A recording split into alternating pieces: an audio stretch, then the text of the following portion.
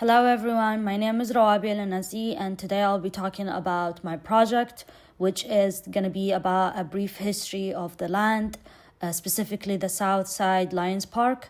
My project contextualizes the land that constitutes the Southside Lions Park in the southeast part of San Antonio, Texas. This project highlights the indigenous groups that previously inhabited the area, the history of the land under Western ownership, and the construction of the park in the 1960s and its current state. My project adopts Jessica Hernandez healing approach, which is an indigenous perspective rather than the Western concept of conservation. Archaeological evidence indicates that the Coeltecan people inhabited northeastern Mexico and South Texas from the Paleo-Indian period, dating back from 1200 to 8,000 years ago through the prehistoric period, ending around 1,000 to 400 years ago.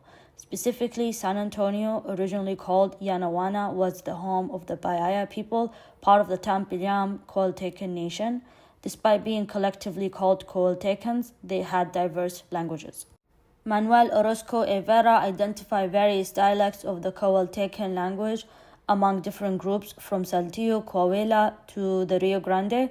John Wesley Powell noted that Orozco Evera did not mention the extension of the Coeltecan people/language to Texas, suggesting that he might have used the name as a general distinction for all related tribes, languages, or intelligible languages.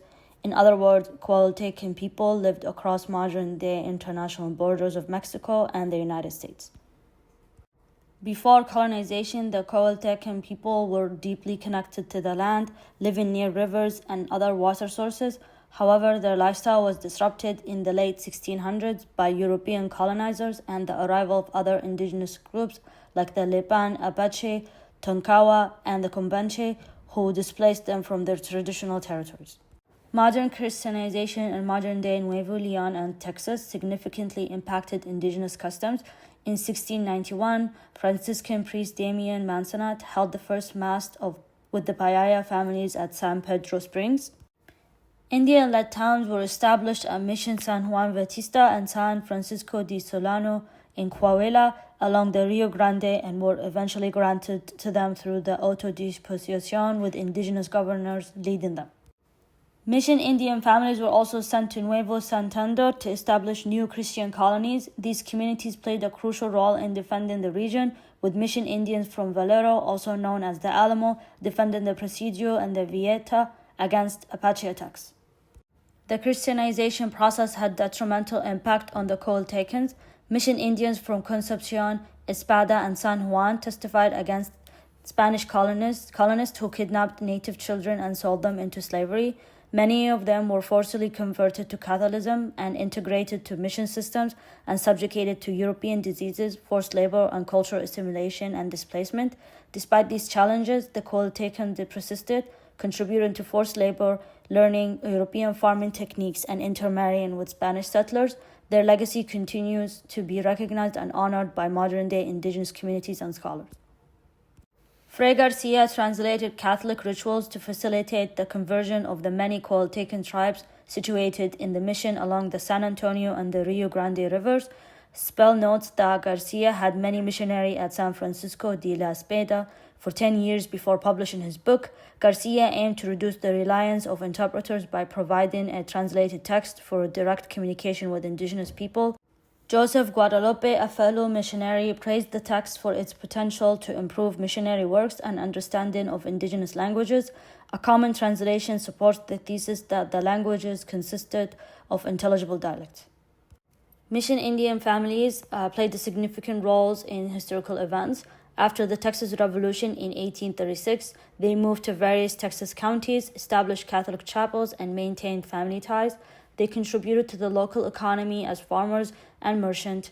In the 19th century, the San Antonio missions were closed, leading to the secularization of the distribution of land of these families. Sibley details the land acquisition in San Antonio, Texas. In 1850s, George W. Breckinridge began purchasing land in Pijar and Guadalupe counties, capitalizing on low prices and anticipating future growth. Notably, he acquired a significant tract of the Salado River in 1855 with loans from his father. In 1866, when Breckenridge moved to San Antonio, the city had about 10,000 residents. By his death in 1920, the population had grown to over 16,000. This population boom coincided with San Antonio's transformation from a frontier village to a city, reflecting Breckenridge's acquisition of native land and witnessing their progressive genocide.